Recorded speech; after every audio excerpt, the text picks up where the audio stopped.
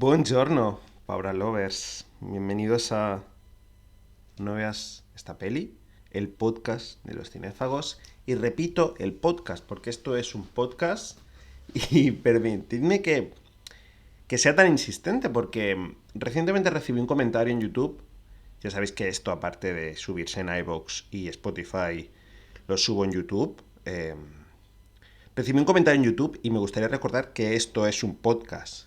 No es un vídeo, el ritmo y todo es diferente. Dicho esto, ahora sí empezamos. Este es un capítulo. Este es un capítulo bastante especial. Porque si bien es cierto que a veces traigo películas de actualidad, entre comillas, sobre todo suelen ser películas que en ese momento están en Netflix o ha sido recientemente estrenada en Netflix o en otra plataforma de vídeo bajo demanda. No suelo traer películas que están en cine en el momento de grabación del podcast. Pero este es el caso. Voy a hablar de Morbius, ya lo sabréis, ya habéis visto el título del vídeo, del podcast. Vamos a hablar de Morbius. No sé si recordaréis, al principio de todo, cuando en los primeros capítulos, que hice como una clasificación de lo que para mí es el cine malo. Ya sabéis, se puede clasificar en tres categorías. Por un lado, las películas que son malas, pero que entretienen de manera voluntaria o involuntaria, tienen algo que las hace entretenidas, divertidas. Por otro lado, la inmensa mayoría, y esto lo hemos podido ver a lo largo del podcast, que son las películas anodinas, mediocres, aburridas, que no tienen nada. Y por último, las películas que te hacen enfadar. Eh, Evidentemente, esto es algo, primero de todo, que atañe al gusto personal. Sin ir más lejos, tenemos el ejemplo de Cruella. Cruella es una película que a mí personalmente no me gustó. Es cierto que tampoco es una película tan mala y por eso me gustaría recordar que estaba en lo de lo peor del mes. No hubiera entrado de normal, seguramente, Cruella. Pero que a mí no me gustó, pero a Carlos, por ejemplo, el oyente premium de este podcast, o a Cristian, con el que comparto otro podcast, ya sabéis que sí. Evidentemente entra mucho el gusto personal y esto va a ser importante a la hora de hablar de este podcast, de esta Morbius en concreto. Otra cosa a tener en cuenta importante es que las clasificaciones no son fijas, ¿vale? Volvamos al ejemplo de Cruella. Cruella a mí tenía cosas que me hicieron enfadar, pero en definitiva es una película entretenida. Es decir, al final sopesa más si es aburrida, si te hace enfadar o si es entretenida. Como hablábamos de la teoría de valores, ¿no? Al final, estos tres valores los clasificas en estas cosas y te pesa más una cosa que la otra. También lo digo porque esta película confluye entre varias categorías. Y por último, hay una cuestión muy importante que la gente no suele darse cuenta a la hora de hablar de cine malo, de cine trash y tal. La gente suele meter siempre películas de serie B, películas baratas. Muchas de ellas de manera injusta. Una película barata no tiene por qué ser mala, aunque esa sea su intención, ¿no? Pero se suele olvidar que hay películas de presupuesto que también son malas. Y evidentemente es muy injusto comparar ciertas cosas porque el dinero da a ello. Actores, imagen, fotografía, iluminación, sonido, aspectos técnicos, CGI, todos los aspectos técnicos que son llevados ahí por presupuesto, principalmente, es muy injusto compararlos con películas baratas.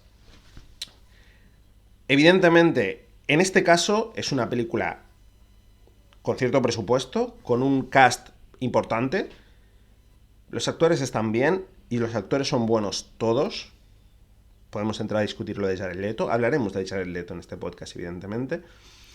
Pero es importante matizar esto, ¿vale?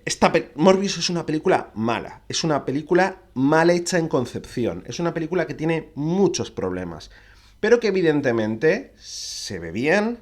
Evidentemente tiene un buen cast, tiene unas buenas actuaciones. Matt Smith, principalmente. y que siempre va a salir perdiendo en comparación con un telefilm o en esos sentidos, en aspectos más técnicos. Dicho esto, nos quitamos ya este pequeño matiz, esta pequeña apreciación y seguimos. Si no has estado viviendo los últimos, pues ya hará 15 años perfectamente, en una cueva, sabrás que estamos viviendo 15 años ya, en la época de los superhéroes. Eh, Llegó Marvel, hizo su película con un superhéroe que tampoco era excesivamente conocido, porque recordemos que Marvel tuvo una profunda crisis que tuvo que vender a Fox y a Sony sus derechos de sus personajes más importantes. Estos son X-Men, Los Cuatro Fantásticos y Spider-Man principalmente. Vendió los derechos de sus personajes más importantes y empezó su universo con personajes que a lo mejor no eran tan conocidos, ¿no? Evidentemente, Iron Man es un personaje conocido, pero nunca había sido el pilar, digamos, del buque insignia, hasta que llegó el UCM. Como digo, Marvel significa un cambio de paradigma indiscutible. Inicia con fuerza la época del universo compartido, donde todo tiene que estar conectado de cierta manera y donde todo tiene que ser IPs, ¿no? Propiedades intelectuales potentes, que haya un respaldo en cómics, libros, para explotarlo de manera tremenda, con otros cómics, con otros libros, con figuras, con tal. Esto no es nuevo, esto no lo inventó Marvel, pero Marvel lo lleva a la enésima potencia y redefine tanto la fórmula que prácticamente la hace estándar. Hay una fórmula Marvel indiscutible, te puede gustar más o te puede gustar menos, puede ser lo tuyo o no puede ser lo tuyo, pero bueno, ya sabemos que DC lo intenta copiar en cierta manera, con mayor o menor éxito. Repito, no estamos hablando de este tipo de películas y eso es una cuestión, opiniones personales, ¿vale? Pero básicamente, y se demuestra en el hecho de DC, de Batman y Superman, del Hombre de Acero y todas estas, eleva el nivel de calidad y hace que las películas de cómics, basadas en cómics que a lo mejor antes no eran tan buenas, ¿no? Se salvaba Blade a lo mejor, pero teníamos ahí, pues, Daredevil, teníamos Linterna Verde, evidentemente, teníamos las primigenias, las primigenias, las Spider-Man de Sam Raimi, teníamos el Superman, el primer Superman importantísimo, las de Batman, ya me entendéis, pero crea como un estándar de lo que tiene que ser una película, cómo se tiene que hacer una película, las cosas que se le pide a una película de superhéroes. Y una de las cosas que se le pide a una película de superhéroes, repito, más o menos seriedad, más o menos humor, pero es básicamente entretenimiento. Las películas de superhéroes son películas muy entretenidas, donde pasan muchas cosas, donde hay acción constante y donde, bueno, hace poco hubo este debate, ¿no? Respecto a los Oscar. ¿Por qué estoy diciendo todo esto? Porque Morbius nace por esto. Morbius bebe del universo compartido. Hablaremos de ello también. Morbius es un personaje, para que los que no lo conozcáis, es un villano de Spider-Man. Si habéis visto, si sois más o menos de mi edad, si sois millennials, ya habéis visto la serie de... No sois lectores tampoco de cómic, habéis visto la serie de Spider-Man de los 90, increíble serie de Spider-Man, recordaréis que es uno de los villanos, de hecho es cuando introducen a Blade en esa serie, que además tenía particularidad de, como era una serie de niños, para niños, de dibujos, no chupaba la sangre con los dientes, sino con las manos, en una cuestión, tenía como una especie de ventosas y con eso chupaba la sangre. Morbius es un villano de Spider-Man, de hecho... Morbius, ahora está saliendo la noticia, iba a ser el villano de Blade 2, probablemente la mejor película de Blade.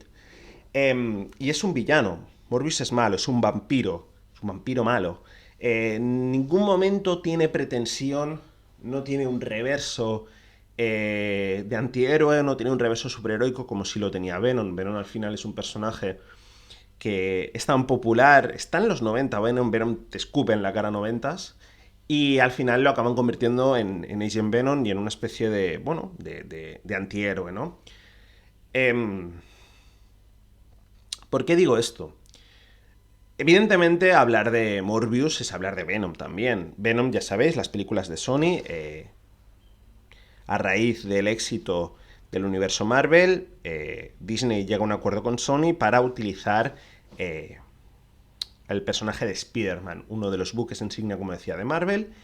Va bien, las películas funcionan, hemos tenido el hiper mega pelotazo de No Way Home. Las películas, como digo, funcionan, van bien, y a raíz de eso Sony, que sigue teniendo los derechos de Spider-Man, esto es importante, utiliza, bueno, pues lo que puede utilizar, es decir, los personajes en torno a Spider-Man. Y en este caso utiliza a los villanos. Utiliza a Venom en dos películas que no son las mejores películas del mundo, pero están bien, están entretenidas, sobre todo la primera. La segunda es un poquito más de lo mismo. Pero también están entretenidas. A mí personalmente... Bueno, es que a mí personalmente me funcionan las dos. Sobre todo la primera, como digo, la segunda a lo mejor no tanto. Y intentan hacer lo mismo con Morbius. Aquí me voy a quitar de encima una cosa que quiero hablar, porque al final las películas considero que tienen que juzgarse en base a lo que son, no en base a lo que nos gustaría que fueran, ¿vale? Yo el gran problema que tengo con esta película, para empezar, es que Morbius es un villano, como digo. Aquí lo convierten en una especie de antihéroe, en una especie de... Es muy parecido a Blade. Lo que pasa es que evidentemente no busca salvar, no busca matar a otros vampiros, pero es esta especie de vampiro bueno, ¿no? Él no quiere beber sangre, prácticamente considera es una maldición, ¿no? Es este reverso del vampiro bueno. Y a mí personalmente esto me saca un poquito de quicio, porque como digo, Morbius nunca tuvo pretensión de ser antihéroe. Repito, es muy injusto decir que la película es mala por esto. Para mí es un defecto, para mí es un fallo gordo. Es un fallo en la propia concepción de la película. Pasa lo mismo que con Cruella. Yo el gran problema que tenía con Cruella es que Cruella era una villana y aquí la ponen de buena y te explican sus motivaciones. Ya expliqué el problema que tenía con la concepción esa de esas películas, ¿no? Queremos tirar de personajes femeninos, pero solo tenemos villanos, así que les damos una pátina de bondad o de antiheroicidad o como le queráis llamar. Aquí estamos en los mismos, es el mismo problema. Sony no va a utilizar a... Podría, pero bueno, a Black Cat. Bueno, va a hacer película de Black Cat ahora y va a hacer película de Madame Web y tal. Pero evidentemente el personaje importante es Spider-Man. Hay personajes grises, ya hay villanos, está tirando de villanos. Spider-Man tiene una colección de villanos asombrosa. Está tirando de villanos y los está haciendo como una especie de antihéroes, ¿vale? Repito, por última vez, no es un problema en sí de la peli, es un problema que yo tengo con ella, por la propia concepción. Pero bueno, me quería quitar esto de encima, como decía. Vamos a hablar ahora ya sí de lo que es la peli, quitados todas las presentaciones y tal. Y como ya sabéis, siempre se repasa, siempre me gusta repasar un poquito quién está detrás de la película. Morbius es una película de Daniel Espinosa, director sueco de origen chileno, por eso ese nombre. Eh,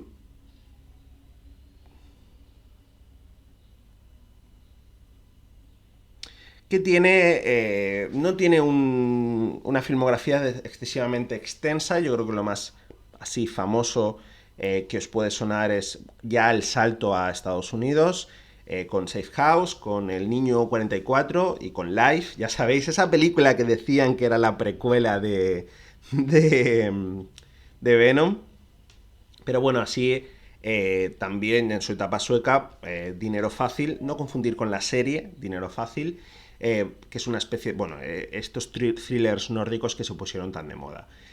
Yo personalmente no puedo hablar. Life es una película de terror, El Niño 44 es una película, es una especie como de thriller histórico. Eh, pero personalmente no podemos hablar tanto de la filmografía de este director. Yo personalmente tampoco lo conocía tanto. Y repito, no creo que él tenga la culpa de nada, hasta el punto de, bueno, que los problemas que tiene Morbius, yo creo que son evidentemente problemas de, sobre todo, montaje. Pietro Scalia, problemas de guión, evidentes, profundos y graves, y problemas en la producción. Avi Arad, todos lo conocemos, ha querido meter pegotes de, bueno, lo que estaba diciendo, ¿no? Ha querido meter pegotes del universo Spider-Man de Sony, esas escenas postcréditos, y ha hecho una película, al final a Daniel Espinosa le ha quedado una película ridículamente formulaica, una película que ha sido pospuesta hasta la saciedad, y entendemos por qué. Como decía antes, el cast es bueno. Jared Leto, Matt Smith, Adri Arjona y Jared Harris son actores y actriz bastante importantes. Jared Leto es un subnormal. Quiero quitar esto claro, ¿vale? Jared Leto es tontísimo y es un subnormal. Es un tío muy guapo y todo lo que queráis, pero es tontísimo y es un subnormal y es un tío que debería estar cancelado si la cultura de la cancelación realmente existiera. Actor de método, dio muchos problemas durante el rodaje, iba con muletas hasta mear. Eres tonto, Jared Leto, eres tontísimo, Jared Leto. Pero ya está, eso tampoco es un problema de la película. Él lo hace bien, hace un buen papel.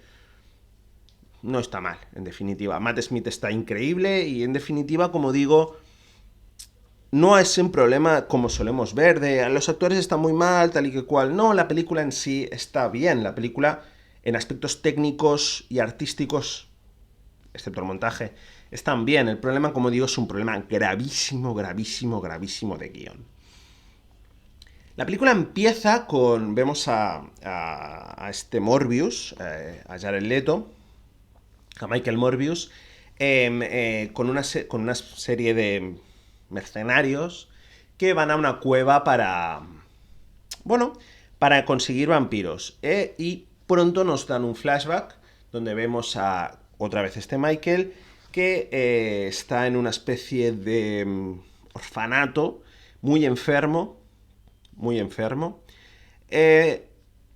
y con un tío que es Milo, que acaba de llegar, que pronto tiene como una especie de ataque y él con un boli le arregla y se hacen super colegas de la muerte, su mejor amigo.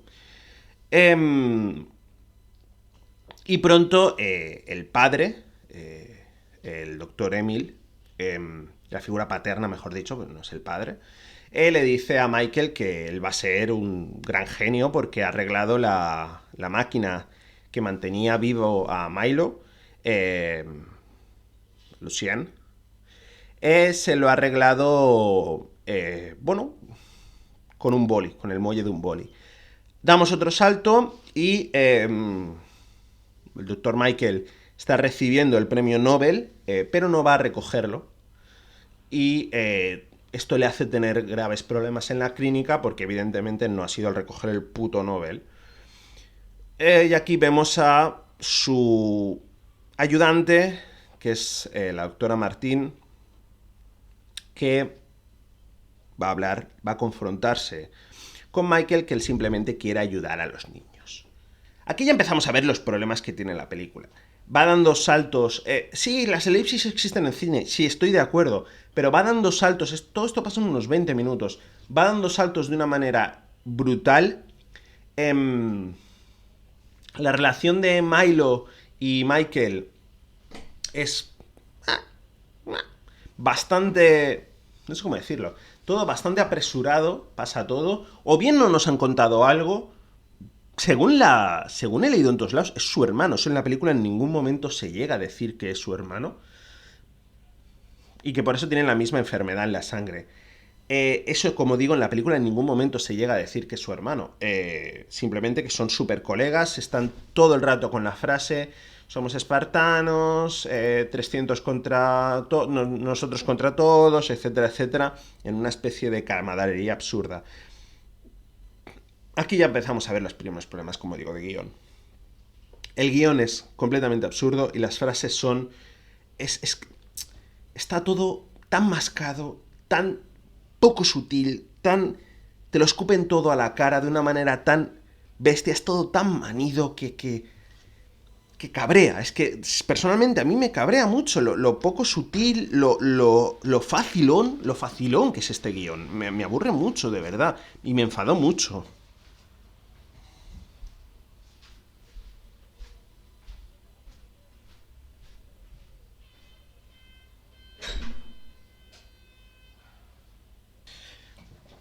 Pero sigamos.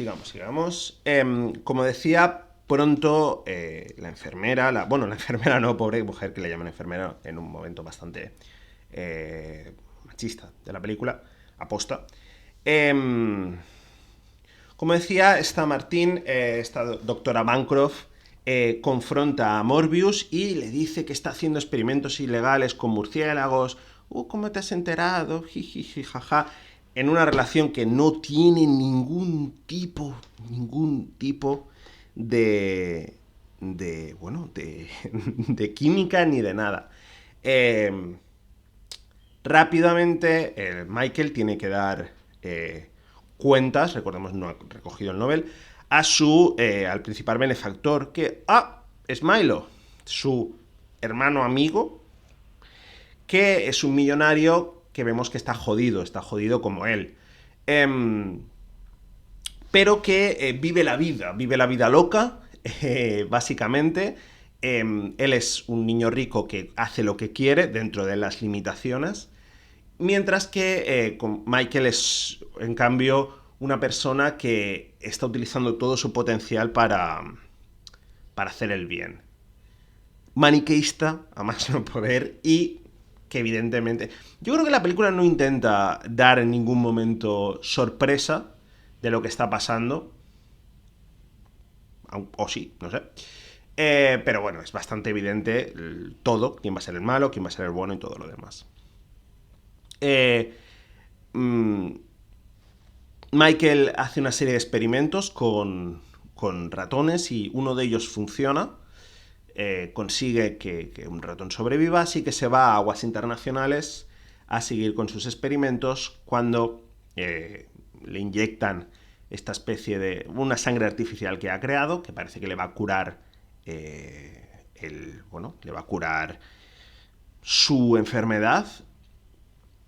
Son asaltados por los mercenarios del principio y de repente Michael se convierte en Morbius, el vampiro, y mata a todos menos a la doctora.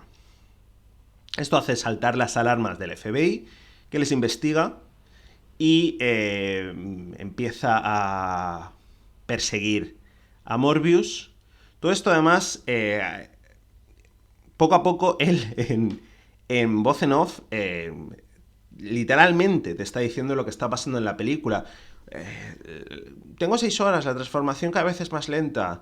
Me imagino que dando pie a que en la secuela o en los 6 siniestros o lo que vayan a hacer, evidentemente aquí hay spoilers, por cierto, bueno, yo creo que lo sabréis, pero vaya, en la secuela o lo que vayan a hacer a raíz de la escena postcréditos, sin sentido ninguno, para decirnos por qué ahora de repente este es malo. Cada vez vemos que cada vez necesita más sed de sangre y entonces ataca a una enfermera, pero ¡oh! ¿Cómo va a atacar Morbius? Bueno, una enfermera. Porque pocos momentos antes Milo ha ido al Zulo donde está este y ha robado una bolsa de sangre. Milo había confrontado a Michael y Milo, tío, además. Había confrontado a Michael diciéndole que por qué él no le daba a él la cura, tiene un poco de razón, pero Michael es un hombre torturado y no, esto no es una cura, es una maldición, no te puedes dejar llevar, no sé qué, no sé cuántos. El FBI captura a Michael. Aquí hay una cosa muy curiosa, por cierto. Yo entiendo que es el universo Spider-Man, que las cosas... Han pasado ya cosas raras y todo esto. Pero hay un puto vampiro de repente. El FBI sabe que es un vampiro desde el primer momento. Es decir, porque los tíos han muerto con... Les ha absorbido toda la sangre. Dicen la palabra exacta, pero ahora no me acuerdo cuál era. Desecación o algo así. Bueno, da igual.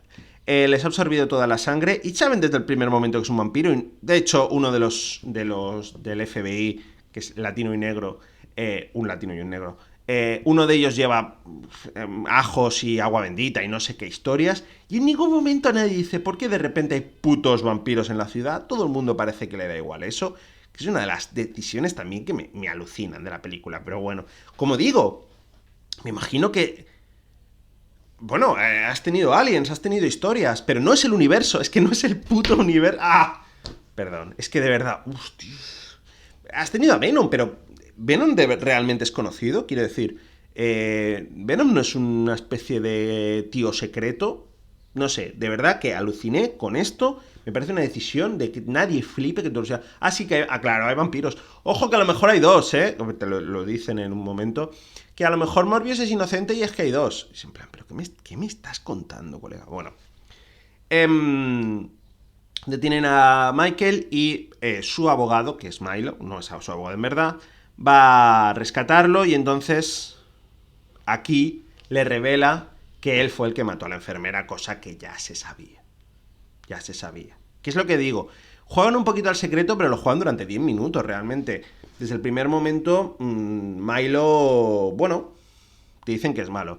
Y a partir de aquí empieza una actuación de Matt Smith que se lo está pasando de putísima madre, súper salido de tono, o sea, pasadísimo de rosca. Hay momentos de Matt Smith como bailando, no sé qué. Él va matando gente. Morbius está cada vez más torturado y intenta... De verdad es que aquí no pasa nada, hay todo un tramo que no pasa nada, literalmente.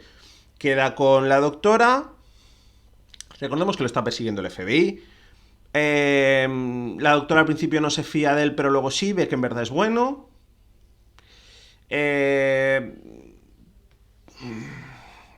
Les incauta a unos tíos un laboratorio de metanfetamina para hacer sus pruebas. Es que de verdad que aquí hay como un tramo. Milo es muy malo y a la vez es muy... Es que de verdad, aquí hay todo un tramo que no pasa absolutamente nada.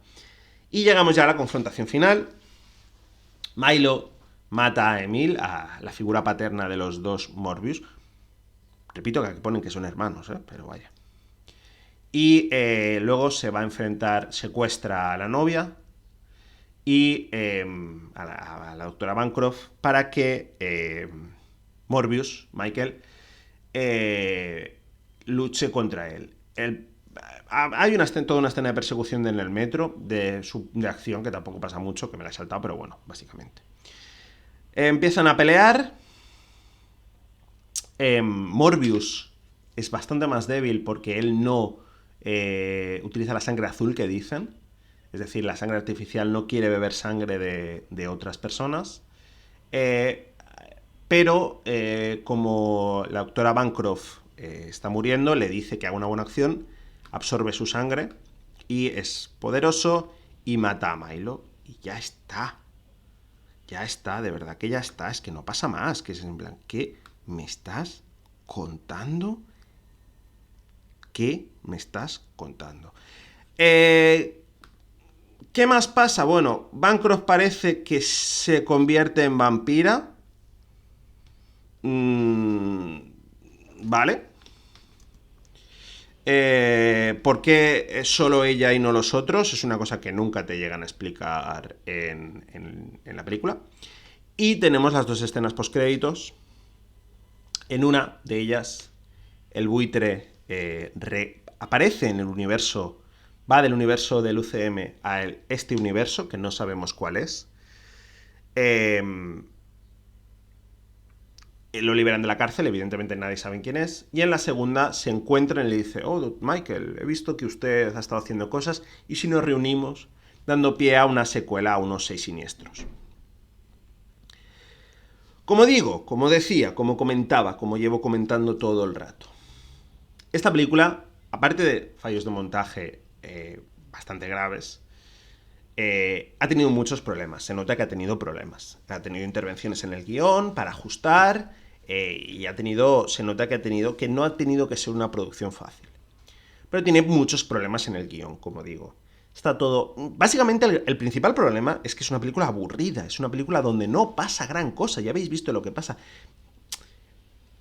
es una película, lo que decía del estándar de calidad Marvel, ¿no? Es una película que parece hecha en los 2000, en principios de los 2000. Es hecha con plantilla, pero no con con la plantilla del primer Marvel, antes de acabar de la fase uno, antes de acabar de redefinir la fórmula. Incluso hecho con la plantilla de Linterna Verde, de esta plantilla, es decir, personaje, consigue poderes, confronta a un malo, lucha contra la novia y gana. Es básicamente eso.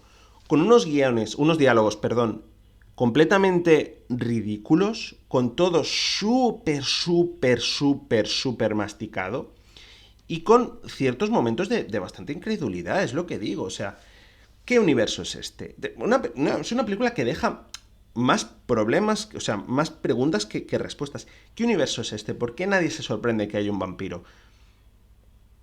El hecho de que la sangre cada poco necesite sangre da pie o es para que tengamos el villano. O sea, es una película completamente prescindible y hecha a rebufo por completo del universo Marvel, sobre todo hecha a rebufo de las de Spider-Man, y en la que Sony está intentando ser relevante, lo cual es muy jodido porque al final tenemos esa gran maravilla que fue Spider-Man Into the Spider-Verse, y incluso las de Venom dan algo, son entretenidas, son graciosas. La relación entre Venom y... no me acuerdo ahora cómo se llama. Bueno, Tom Hardy, vaya. El personaje, perdonadme que no me acuerdo cómo se llama. Da pie a cómico. Venom es como una especie de niño grande y es como un poquito como lo que pasa con Hulk, ¿no? Son entretenidas, son graciosas al menos. La segunda no tanto, porque al final la fórmula la puedes repetir una sola vez. Volvemos a los mismos problemas de siempre, que es villano, que es el reverso tenebroso del protagonista, del héroe, del antihéroe. Y como digo, una película con graves, graves, graves, graves problemas de guión. Una película que naufraga en varios aspectos y una película completamente prescindible. Y evidentemente, a esta película hay que exigirle más que a otras. Por un nivel de presupuesto y por un estándar de... Te estás intentando... Estás utilizando tus personajes, tienes todo el derecho del mundo, pero estás intentando seguir siendo relevante en este vorágine de superhéroes que tenemos tan loca. Estás intentando decir aquí estoy yo, y de hecho estás poniendo trabas a Marvel en ese sentido. Estás utilizando un personaje que nace del universo de Marvel. Estás utilizando momentos de la trama de Spider-Man Into the No Way Home, perdón, y dando pie otra vez a los putos 6 siniestros. No aprendiste nada de Amazing Spider-Man 2, por cierto. No aprendiste nada de los Vengadores, es decir, tiene que ser algo natural. No puedes meter tan a pegote una serie de personajes. Y no puede ser que las películas que hagas para estos 6 siniestros, veremos a qué Spider-Man se enfrenta. Eso es lo único un poquito que puede ser un poquito gracioso, un poquito... no sé cómo decirlo, esperanzador. Veremos a qué Spider-Man se enfrenta. Pero básicamente es una película con muchos, muchos, muchos problemas. Muchos problemas, sobre todo, como digo, de guión. Parece hecha con una plantilla y una mala película. Es que en definitiva es una muy mala película.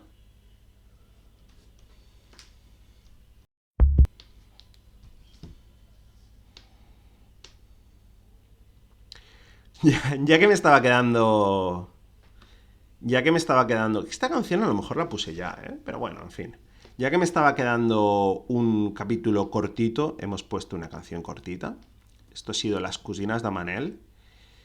Hace poco estuve en concierto de Manel bueno, conciertazo.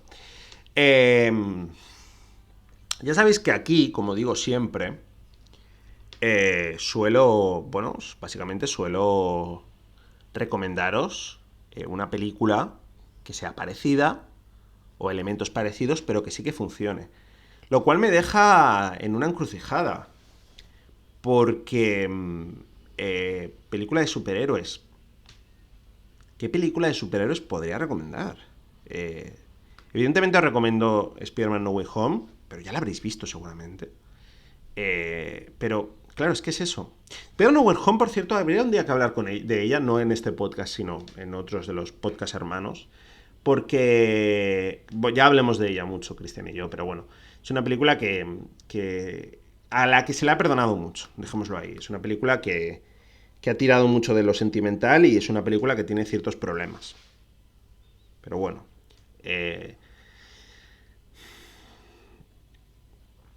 Bad Life es lo que os puedo recomendar. Bad Life, del mismo director, película de terror, película también hecha con cierta plantilla, porque sin entrar mucho en spoilers, tiene mucho de Alien. Pero Bad Life, película que funciona más que esta, básicamente. Y hasta aquí ha sido el podcast de hoy y nos vemos en la próxima. Adiós.